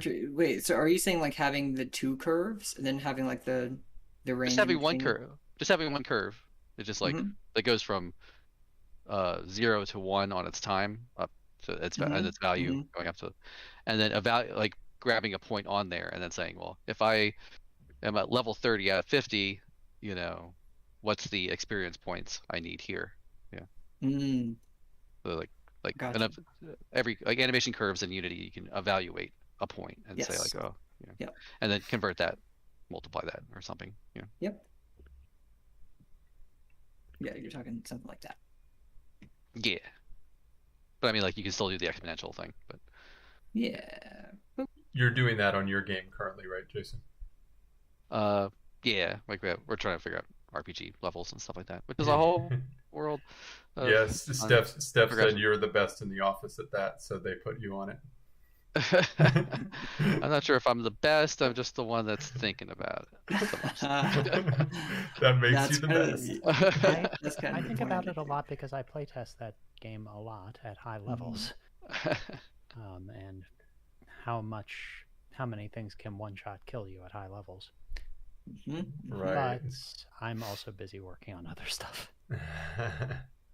Yeah, balancing is one of those things. I mean, especially when you're getting into like systematic either damage points or experience points or something. I have no idea. I mean, I think it's probably just over time you develop experience and understanding, because I don't even know how to begin to estimate like what would be satisfying without just guessing a whole lot and trying to get somewhat close. I think for me, what I try and do is figure out how much time do I want to take between, like how much time would it take for me to get this many points, or if I was doing, we don't really do combat games, but how much time should it take for me to defeat this enemy, and then kind of work backwards to figure out then, okay, well, how much damage per second am I doing, or how many points per second am I earning, and stuff like that. That would be the only like method that I would know of how to even approach any of these things. But yeah, this was just like a cool tool that I had never thought, because before we were doing a lot of the same things with just the difficulty between all of our individual levels too, and we're just trying to create more systematic tools that make that balancing easier, because it's not even in a casual game or anything. I mean, I guess especially in a casual game, getting like that flow feeling correct is I'm learning very nuanced and very tricky. So yeah. But cool. Animation curves are awesome. Yes, we use anime. Yeah, everyone should use animation curves. Not only for, I mean, they're great for animation, of course, and lerping things and moving things and scaling things and whatever. But I mean, for gameplay and everything, we love animation curves. We use it all the time for lots and lots of different functions and behaviors and things. Because yeah, you can map basically anything you can think of that you need to like lerp something or change something over time. Yeah, use an animation curve and then you can see it. You can actually like see it with your eyeballs, and sometimes that's really, really helpful. Can I ask one question, Tom, about the leveling system? Yeah.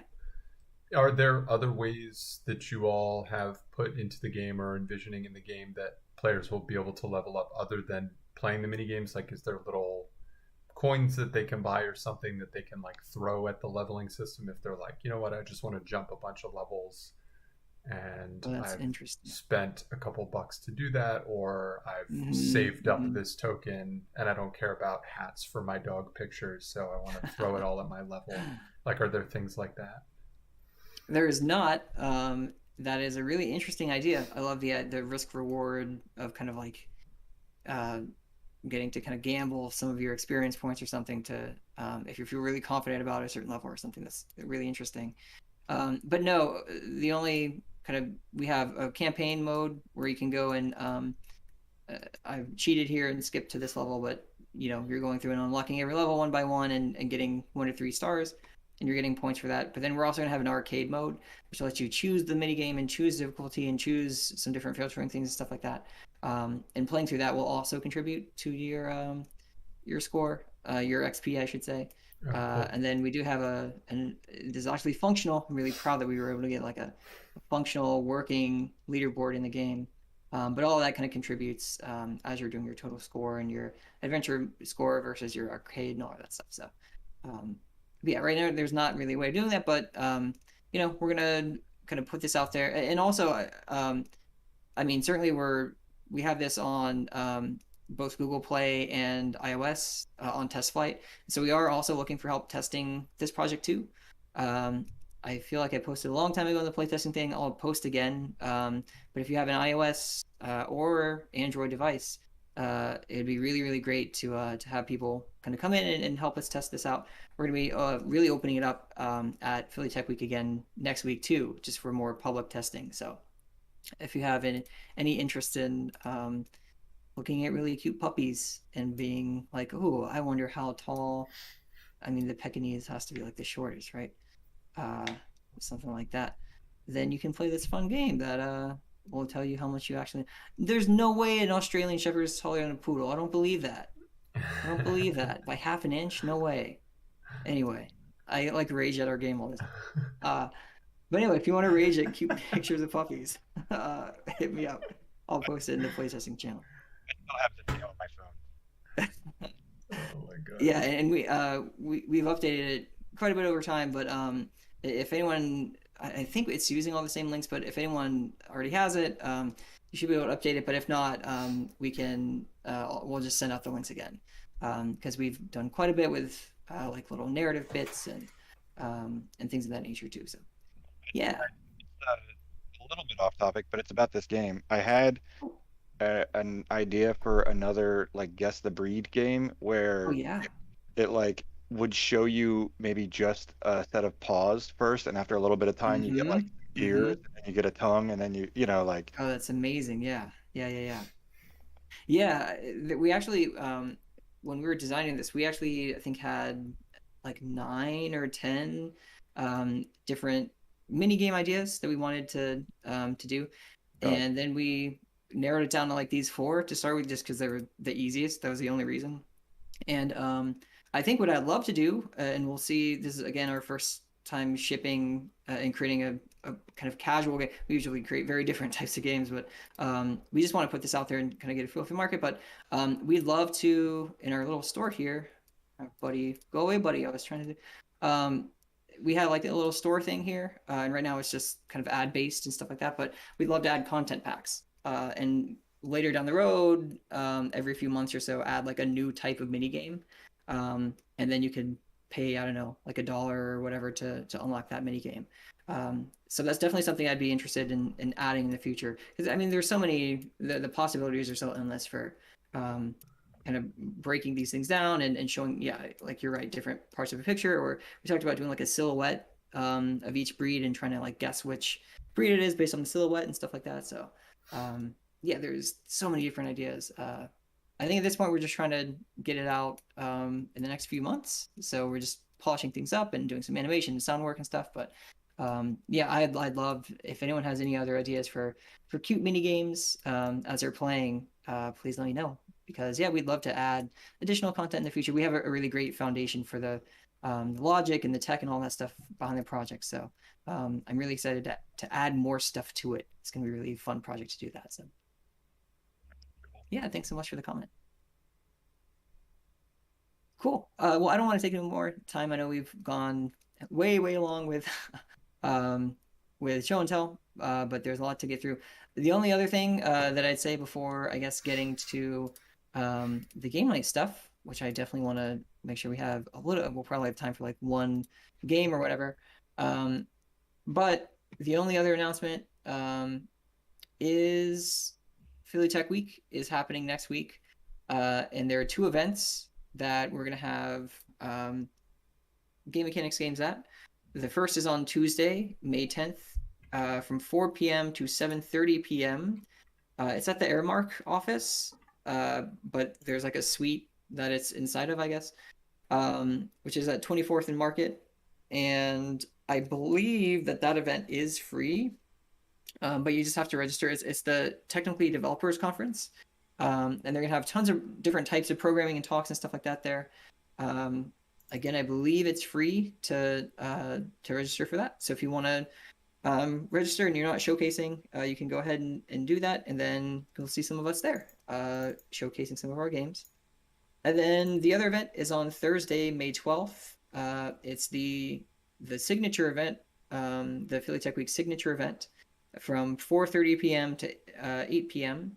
and it's at Sierra Green, which is 30th Street, and I guess 129 South and 30th Street. It's like I think right at the big FMC tower building, or like a block away from that or whatever, like half a block away. And yeah, it's gonna be an awesome event. That one is a ticketed event. So if you want to pay $50, I think it's $50 to go to the signature event. It is gonna be quite the party though. I think there's drinks, I think there's food, and lots of amazing games. There is gonna be, I think we're gonna be seeing Fling to the Finish, which is another Philly made game, played on like the really, I think it's like a 50-foot screen that's on the side of the building. So we're gonna have video games being played on the side of the building, and food and drinks, and the weather's gonna be perfect on Thursday, fingers crossed.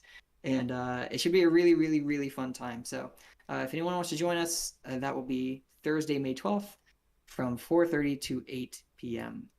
So yeah, definitely be on the lookout for that. And then again, just to reiterate, the we need to come up with like a good name for it, but like the party get together hangout thing we're having next month, and that was it the 22nd? Yeah, June 22nd. Yeah, which is a Wednesday. Yes, and so I don't know. So I apologize if anyone saw the Philly Game Mechanics website. I think I had originally posted this would be a kickoff for a new game jam starting today and kicking off a new jam. We're not doing that because we have a lot of other things going on, obviously. And so, yeah, this month we're not doing a jam. I don't know if we're going to do a jam in June. Again, we're kind of doing a lot of planning and like event planning and stuff like that. So I don't know if we'll have the capacity to run a new jam in June. If anyone wants to try and take that on, then definitely drop me a message or post in the one of the chats, the PGM planning chat probably, or something like that. It'd be great. I'd love to do another jam soon. It's just we're kind of like, at least I'm at capacity trying to kind of plan all these events and things. I don't have it in me to run another jam. So if anyone wants to do that, please shoot me a message or we can talk more about that. But yeah, for now we have kind of these events coming up throughout May and throughout June. So definitely look forward to all those things. Yeah, just a rough idea for maybe the jam the week after the get-together party on the 22nd. That next Thursday is the 30th, so that might be a good time if somebody's interested in taking on hosting a jam and coming up with a theme. That might be a good day to kick it off. And that would likely be back on Discord, this meetup. Yeah, and certainly I think even going forward, it's something that we've also kind of been talking more about, what would a return back to in-person meetings look like. Of course, that's where the Game Mechanics kind of got started, and we at some point it'd be great to go back to that. I hopefully we won't forever only always be online forever for the rest of our lives. That would be really sad. But I think with that, I want to also be careful that I think having always an online presence, and always getting to have some kind of hybrid presence of having in person, but also making it accessible to people who want to tune in remotely and stuff like that is going to be important. So we're talking about those things, and we're trying to figure out what it would look like going back into person, as hopefully this whole COVID nightmare starts to go away a little bit. I don't think it's ever going to like all the way go away, but yeah, that's something that we're also kind of planning and talking about. So just kind of keep that in the back of your minds. And if you have any thoughts on any of that stuff, again, please post in the PGM planning chat. And any ideas for like locations and things of that nature would be more than welcome. So yeah. Okay. Did I miss any announcements or anything so far? I know we're already like 9, so I definitely again want to get the games going, but. Anything else? Oh, and All right, Go quick question. I'm trying to remember if it was a Tech Week event, but I went to something that might have been a Tech Week like some years ago, and I think I played like Disco Ships and Soul at it. Mm-hmm. Does that sound right? and like some other games. Yeah, that was certainly. I mean, so I made Soul, and I know Julian and Brian, right, made Disco Ships. So I know that we were both Philly Tech Week kind of or Philly Game Mechanics type things. So I don't know. It was either Philly Game Mechanics or Philly Tech Week, or maybe both. Okay. It was some years ago and outside. I don't know. It was probably a Philly Tech Week. Yeah. Okay. Yeah, Game Mechanics has had a long history of kind of being part of the Philly Tech Week thing, and everyone at Philly Tech Week is really supportive of this community. So they offer us platforms. They were so excited to offer us as many platforms as we could have during the events. So we're very grateful to all the people, because again, I mean, I guess we're kind of doing them a service too, but you know, they're having us there like free of charge and giving us tickets and things of that nature. So yeah, it's been we're very appreciative, I'd say, of the partnership that we have with Philly Tech Week. So they've always been really supportive of us. So yeah, and they're a fan. Like I know Chris Wink is kind of always looking out for any game projects that are in Philly. So if you ever have any like gaming news or anything, he made sure to pin me down and say, hey, if you have any announcements or trailers or anything like that, reach out to Chris Wink on Twitter, and he will probably write an article about it in Technically Philly. So definitely do that. Cool. Were you gonna say something? Someone else? Oh yeah. So IGDA, we don't really have anything lined up that's fancy, but we have a hangout night on Tuesday at 7:30. That's going to be in the Discord, the Philly IGDA Discord. Post a link a little bit later if you're not already a member. But we'll probably have, a roundtable discussion topics about stuff. So last time we had a hangout night, we had a very involved discussion about Elden Ring and the nature of difficulty and accessibility and stuff like that. So I might plant a couple of seeds of topics like that coming up soon. Yeah. Sorry, one more time, when was that? That will be next Tuesday. That will be the 10th at 7:30 in the Philly IGDA Discord. Gotcha. So what you should do is go to the developer conference for Philly Tech Week, have it end at 7:30, and jump right into this hangout for IGDA Philly. And then you'll have a stacked and packed night of game development. All night are stacked and packed with game development. Yeah, you never don't have one of those nights when you're indie. Okay, cool. Well, I think that kind of wraps up a lot of the important things. So let's play some games. We are using BoardGameArena.com. I'm actually going to have to head out. Jason, you got this? Well, actually, I was thinking, if we have this many people, like, how many people can you get into a Jackbox game? Is it like 8? Yeah. Yeah, we can certainly do that too, if that's easier. It's just about my bedtime as well, so I wouldn't mind like watching something for a little bit, but if there's a player limit, I don't need to play. Yeah, I'm gonna be heading out as well. Great meeting y'all. Nice seeing you.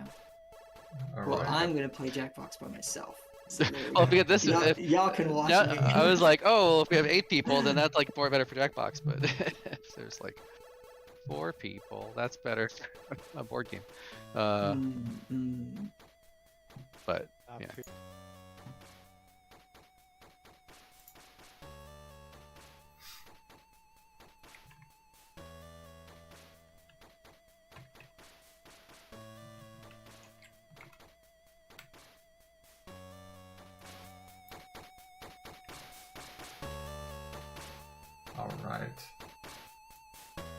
All right, that's the end of the meetup for tonight. Tom hosted and did a great job as always, bringing us all the good news. We had some really great updates from all the things happening. We had some news about the Phillytron getting a new front-end launcher with some cool new videos and screenshots and arcade bezels and all that stuff, which I think it's going to be really awesome for that project. I think it's really going to help to bring together, what's going to be cool about, you know, catching an audience, you know, just out in the wild and finding, people who have never played the Phillytron before to come and, you know, walk up and try and play it. And having those videos for people to see, I think is going to be really cool for them to just, you know, see the gameplay in action and go, okay, cool, that's the game I want to try. It looks cool. And then talking about the first get together, first party since the pandemic. You know, this won't be an actual meetup. We're not going to be, you know, showing games and doing show and tell and talking about, you know, like all that kind of stuff. It'll literally just be like, come hang out, have fun, eat some food, drink some drinks, have a great time. And just see people for the first time in a really long time. So that's going to be on the 22nd in Northern Liberties at INDY Hall, which is inside of From the Future. So yeah, you can look at the details in the description of this video. Eric talked about their experience showing Super Marxist Bros at Fan Expo and the pros and cons of that. You know, we appreciate Eric being really transparent about their feelings about that experience. You know, I think it's good for people to hear that stuff. And Carbon showed their new game, Expedition Agartha, I believe is the name. Really cool. Looks like it's kind of Escape from Tarkov meets whatever that rare developed pirate game is that I can't think of at the name. Sea of Thieves, I think. But yeah, it looks really cool, looks really unique, and if folks are interested in that type of game, then definitely hop into Philly Game Mechanics or hit them up on Twitter or whatever. I'm sure they're happy to get you into the alpha. They're looking to get more data on that game to make it as good as possible. So if you love those types of games and you want to play one for free and try out something new, I think the game looks really cool and really unique and sort of weird, taking a lot of cool things from games that are popular now but making it new and unique. And then Tom gave us some really cool ideas on using those animation curves for to create a difficulty curve in Top Dog Trivia. So really, really cool meetup.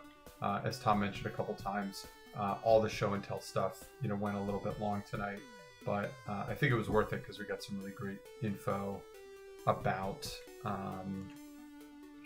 you know, we just got some really great info about all the stuff that everybody's working on and and all that great stuff. So, you know, I won't keep you any longer. If you want to follow us and you're interested in what we do, follow us on all the social media in the video description, and please donate to our Patreon. The more folks donate to our Patreon, the more ways that we can help get our community projects out into the world and continue to make Philly the best gaming community out there.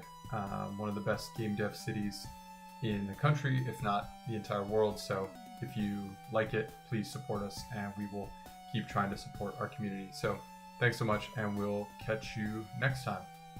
Bye.